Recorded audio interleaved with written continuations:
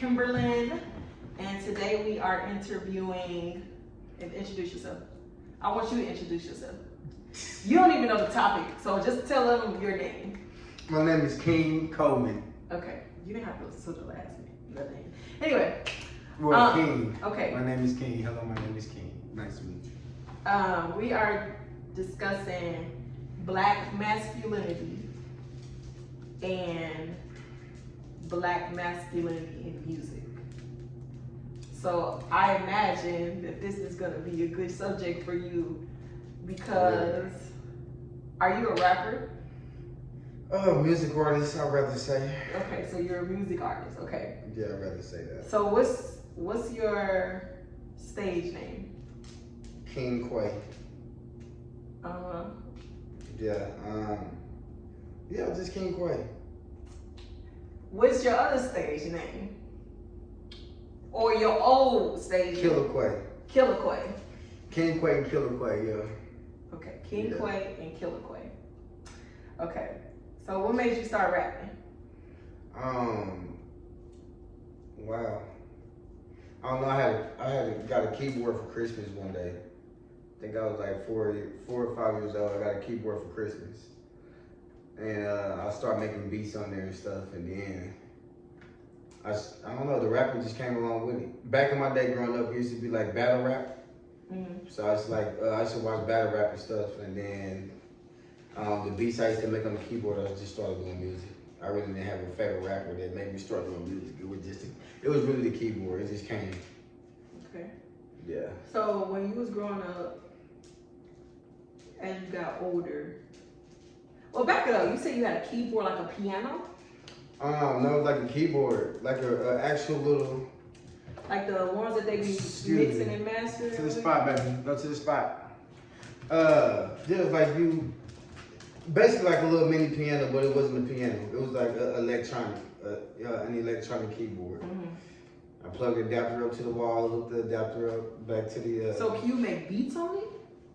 Yeah, I was making beats on it. You can save beats, make beats. You can save tunes and stuff like that. And it had like little buttons on there to where it already had like music already on there that can teach you how to play and create content and stuff like that. So yeah, so I can play a couple tunes, record it, save it, stuff like that. It was very expensive. Okay. So what rappers? Okay, so I'm gonna ask two different questions in one. Which rappers, when you started rapping, which rappers did you look up to? Like growing up, which ones did you look up to, and then who became your favorite artist, like rap artists? That's crazy. Rappers I looked up to. I don't know. I like them. I'll say Chameleon. Okay. He's still my #1 favorite artist to this day. Mm-hmm. He don't even do music no more, but yeah, he'll advance and start doing something else. He's a multi-million-dollar man now. So yeah, but no, I say Chameleon. He was smart and intelligent. One thing I liked about him, he didn't curse in his music. So I was able to listen to him, and he talked crazy and talked stuff. I don't want to say crazy, he's just talking stuff, but his skills, his skills were so versatile. He was just dope. He could sing and all kind of stuff. So yeah, he didn't curse in his music, but he knew how to rap so good though. And back in the day, it was about bars and stuff, and metaphors and punchlines. So yeah, he used to always say some tricky stuff that get to me. Okay, and what image did Chameleon have? He had a nerd image. Like he's a smart guy. That's how he was able to put words together the way he did. They looked up to him like I said, he's a multi-million-dollar man now. Like he's very smart. I think he had some type of water or drink business and invested and flipped that and sold it. And he don't even do music no more after that. I think that was just like his goal. But he was like a geek, like a nerd, just very smart. Like very intelligent, just a smart dude. Like so yeah, his image was a good person. Like basically you can learn stuff from him. Okay. So but what image did he portray in his music though? Like a smart geek. Like he wasn't, like I said, he wasn't cursing or anything. Like he was just, the image he portrayed in his music, he was just. And when you Just smart, just intelligent. Like you can tell he went to school. Like he learned. So having that image, how did you bring that image of Chameleonaire and him being smart, not cursing in his raps? How did you bring that into your music career? If you did. I took the metaphors and like the versatility, like the versatile stuff like he was doing, like any type of move you feeling, he had a song for that. Mm-hmm. So it's like he can get you out your seat, or he can get you out your sad move, or he can make you want to jump and party. He can relax you and calm. Like he had all kind of different types of music. So I brought that part, I think, in my music that I still have to this day. Mm-hmm. Just not sticking to one type of style of music. Like for an example, not just rapping about women all the time, not just rapping about partying in clubs all the time. He got it's different concepts and different topics about everything, and he mastered that. So I think that's one of the things I brought in my music from him, just being versatile and being able to touch lanes on different subjects and stuff, basically. Okay. So what we're going to get into next is the idea of black masculinity. Yeah. You know what masculinity is, right? Yeah. So when we say black masculinity, obviously we're referring to just black men. Right. So what do you think that black masculinity looks like or is? What it is, or what the world portraying to be this day? What it is, okay, then we can do both. What is it for you as a black man? For me as a black man, is, I don't know how to put it in perspective. I'll just say us black beings need to stand on business in a better way, I think. So basically black masculinity to you is black men being successful. Black men being successful and standing on business. And standing on business, having power and authority of our own culture. Okay. That's what I think. That's dope. Okay, so what do you think black masculinity is in the world, or to the world? That's crazy because it's a lot of answers for that. I Because people look up to stuff. I guess it's just like a thought of. It's just like an opinion of how people look, and basically like what you asking me is anybody got their own mindset on how they think, what they think that question you just asked. Anybody got an answer to that question. So. Yeah, I just told you what I think. I think black masculinity to the world is kind of like, for other people that's not black, I think that it kind of invokes fear. Yeah, you can say that. Because I feel like when you think of black masculinity, it's like a subcategory of just masculinity, and it just speaks to black men and what their roles are as black men. Yeah, I mean that's what I'm saying. So basically, yeah, anybody's entitled to their own opinion when it comes down to that answer to that question. Because. So how do you think that? What do you think it is to be a man in general? Like, name some things that tells about masculinity in general. What I think is to be a man, a black man in general. A man or a black man, either one. One word. One word. Hard. It's hard. It's a struggle. It's a struggle to be a man. No matter what race you is, it's a struggle to be a man, regardless. Because the world revolves around us on how we need to do things and how we should do things, and how the man is the king of this, that, and the third, and the leader. We leaders, basically. So, yeah, that's. And then, okay, so to add on top of that, what is it like being a black man? A black man? Like I said, hard. It's a successful struggle, because we are black men are successful at struggling. Like, not necessarily financially, but just in the world alone itself. Mm-hmm. So yes, it's a successful struggle. So I just broke that down to y'all so y'all can actually understand where I was coming from with that.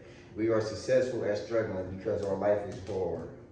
and we was born into this world like that. It's not nothing we did upon ourselves to, for life to be that hard for us. It was Sir, always is you like scratching in the video? that. Get out of here. To the spot. Okay, To the spot. so I have some notes here. Black masculinity is, keep on. Black masculinity is socially and culturally structured. So what do you say that again? Black masculinity is socially and culturally structured. What do you think about that? What do you think about that? Why you say that?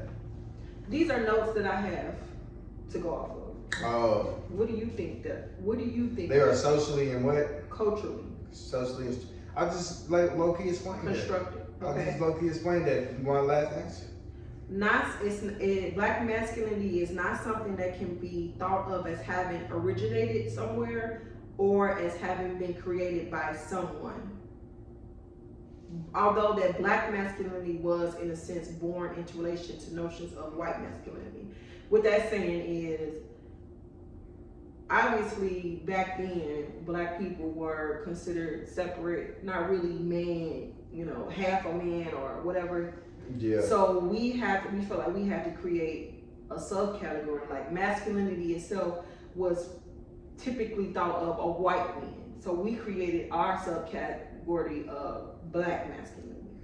As a black culture, like I said, black men we just born into that. Right, so not that's nothing different from white men. Right, exactly. Okay, so it's not a fixed entity embedded in the body or personality traits of individuals. Do you agree with that? Yeah. So it's not like embedded into y'all when y'all are born.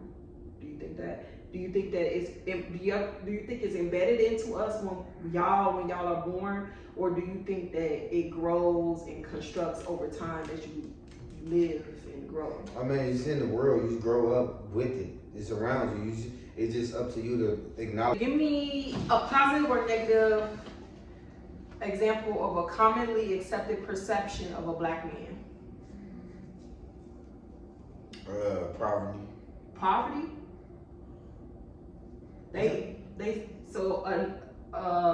A perception of black men is that they all broke. No, I won't say they all broke.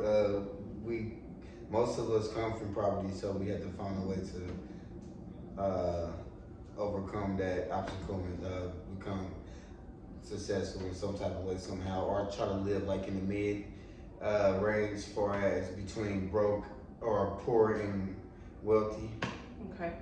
What's some expectations of black men That is commonly accepted? That's commonly accepted. Mm-hmm. Us being, I won't say, I guess, being stingy. We don't feel like we owe nobody anything. Okay. So we're like stingy with what we got, like selfish. I would say selfish because we feel like what I just explained. We feel like we had to put our overtime work in to become and get to this level. Then, like we lack at like helping the next person out under us to say this black man is successful, but you're trying to get there. So you're looking up to him for advice, like, bro, how did you? Remember one time we had asked somebody on Halloween, what did you do? Like, what to even afford this type of living? A black man won't even help the next black man out on how to, get to that level. They don't like sharing the sauce. They don't like sharing the sauce. He'll charge you for it before anything. Mm-hmm. You know what I'm saying? Okay, and what is some representation of black men? So like, what are some people, like, when we think of black men, who are some people that we think of?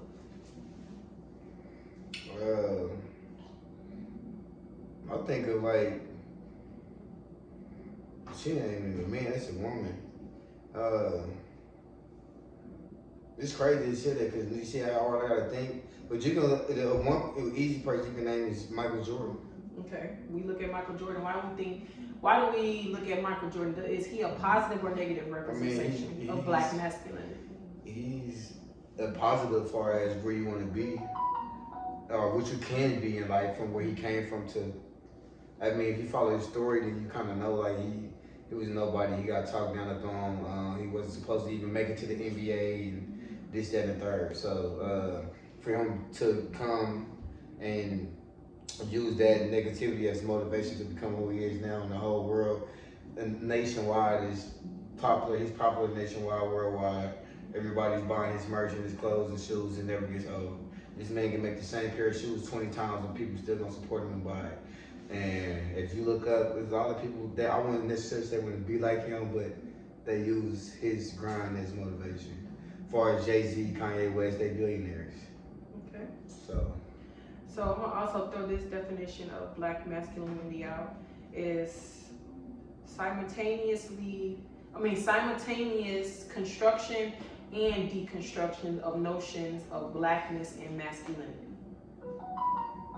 So as far as construction goes of blackness, construction or destruction? both. So go ahead and finish. Constructions and deconstructions of blackness and masculinity.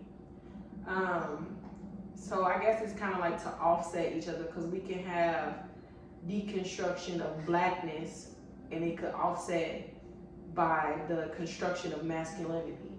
But what do you mean by deconstruction of blackness? Like, break that part down for me. Deconstruction of notions of blackness. So we could say, like you said, oh, black people or black men in this instance come from poverty. We can deconstruct that notion by, again, what you said, giving the example of Michael Jordan. He came from poverty, but he made something out of it. I mean, that's like almost dang near every rich black man, successful black man's story. They came from this to that. Some of them born with a silver spoon, some of them not. But majority of them went through the struggle and made a way, some way, somehow, through the blessings of God. So, but I think I'm getting off the question again. That's okay. Okay, so we were talking about destruction and construction of black men. Blackness and masculinity. So we could be the construction or deconstruction of notions of blackness, or constructions or deconstruction of notions of masculinity. Yeah, I really don't have an answer for that one. Okay, well, I think I already answered that in a way as well. So many different ways I don't answer that question. yeah, I think so too. So let's compare hip hop and rap. I'm throwing both genres in together. Let's compare the hip hop and rap era between 1990s and 2000s. What was they rapping about? Who were some of the prominent rappers? What was going on outside of outside of the music industry, like in the culture? 1990s, 1990s to 2010. Like, who was some prominent rappers or prominent? A lot. I mean, everybody knows back in the 90s, you got the Tupacs, the Biggies, you got the Busta Rhymes back in the day, you got the DMXs, you got the Ice Cubes, And what was going on in the culture back then? In the culture, there was a lot of politicking going on with the government and basically the rappers and stuff like that. Remember Tupac had so much beef with the government and stuff like that. Like the presidents really didn't get along with rappers like they do these days. Invite you all to the White House, right. And it was more like we not condoning and promoting this type of stuff in our country. When you say promoting this type of stuff, what do you mean promoting? What was going on in basically the rap 9 times out of 10 the rappers are African American. So what was they going on in the about? rap scene? They was talking about, it depends on who they was really talking about, like political stuff. Okay, you know what goes on in the government, like Tupac. What else was they talking about? I mean, was they talking about? Okay, so Tupac was talking about politics all the time, or was he talking about shooting people up? No. He wasn't talking about shooting people up. No, he was not. He wasn't being violent. Not like First that. off, fuck your bitch in the clique she claimed. Okay, but you looking at the Tupac before he died. You're not looking at the Tupac. I'm talking about the music. Yes, they was talking about stuff like that. Okay, what was Biggie talking about? Biggie was talking about partying in the club and having a great time because he never had enjoyed that type of stuff ever in his life. Takari, growing up. go sit down, baby. Like he never lived that type of life growing up. So when he got the money to Takari, go sit down. So when he got the money to do so, Biggie was rapping about clubbing and partying. Biggie, can't you see? Or was they glorifying anything? There was certain rappers was glorifying. It's still the same, glorifying violence. Yeah, if that's what you want to say. I mean, that's everybody. That's so okay. And what I about? don't know say that was glorifying. It was just. What about 2010 to now? What's going on in the rap? Same thing. In the music. Same thing. You don't think it's worse? No, it's the same thing. It's just the use of it's just drugs, how they treat women. The drugs was worse back in the day. The names that they refer to women and people as. No, I think it was worse back in the day. Back in the day, there was prostituting women, there was selling women. You had actual pimps back then. There was beating women, abusing women. There was. How do you think rap, trap music, drill music influence black men and boys? How do I think? How do you think it influenced them? I mean, you better not, Pharaoh. That's like a weird question. How do I think? I mean, is people follow the world? People follow the leader. Monkey see, monkey do. People follow what everybody else follows. It's like a trend setting thing. So do you think like regular? Yes. Hold on. Do you think like regular men and regular boys follow after rappers and what they see in their music videos? Yeah, of course. And you think that influences their life? How they live their life? Yeah. I mean, look at NBA YoungBoy. He got everybody want to be like him, and people really look up to these people as icons and idols and stuff. So, I mean, just like following the Bible, the book of the Bible. I mean, if somebody got that much power over you, you're going to follow that trend. So do you think that it has influenced you and your lifestyle? No, not at all. I'm my own person. I never let the culture in the world or music control who I am. So you think this kind of music is enforcing black men and boys to live up to stereotypes about black masculinity? I mean, it's a part of it, yeah. They still got their own choices and decisions to make in life to go their own route, but yeah, it's part of it, yeah. So do you think that the music is tearing the community down? No, it's just the decisions and choices people make in life. But those choices is influenced by the music, and the music is being promoted. It's still, at the end of the day, you don't have to follow that trend. It's about your decisions and choices you make. But what about the boys who don't have anyone else to look up to, so they think that, okay, I'm gonna look up to him and this is what he do and how he got rich and famous, so that's what I should do. It's easy to say and harder to do, but be a leader, not a follower. That's all it is. Right, you got somebody else to look up to at night. It's about you setting the trend. If you're gonna look up to him for setting this trend, you ain't got nobody else to look up to. Why would look up to somebody else because it is set your own trend and make it and do this in your own way? Okay. When you make your music that you make, who is your target audience? It depends on how I'm feeling at the time. What audience I'm trying to target. It just depends on the type, the concept of the song, the music. It depends on what mood I'm in. I might target the younger crowd, the generation of the music of this generation. So when you targeting the young crowd, what do you rap about? Just turning up, having fun, and flashy things. Do you think you promote violence? Do you think I promote violence? I wouldn't necessarily say promote violence, but I think I do rap about like a lot of stuff that I've been through or saw. So it's not me promoting violence. It's me telling my story. That's what I think. It's me telling my story. Because it's not that I'm necessarily doing these things or, it's basically something I saw or been through already. So I'm telling that story now that I done made it past this and basically teaching you guidance in some type of way, somehow, shape or form. So what message does your music send in regard to black masculinity? I don't know. It's just poetry to me. It's just a story. It's a book. It's a movie. It's sending the message of my life, of who I am. That's the message that I want to get across. Just get to know me personally, like through music, without meeting me in person. You like getting an insight of the shoes that I walked in, the path that I walked through. That's basically the message my music sends. And the last question of the night is, why do you have two different stage names? First off, the Killer Quay name is basically a name that was given to me growing up, but obviously that stage name Killer Quay is like a deep part of me that that I don't really share or open up to people about. It's just I vent that part of my life through music. I would prefer that. So when you say that, does that mean when Killer Quay is making music, it's a different type of music than King Quay? Yeah, it's a different type of music. So it's like I said, it's a deeper part of me. It's like deep down in the sea. You gotta go deep down in the sea to see what's really down there.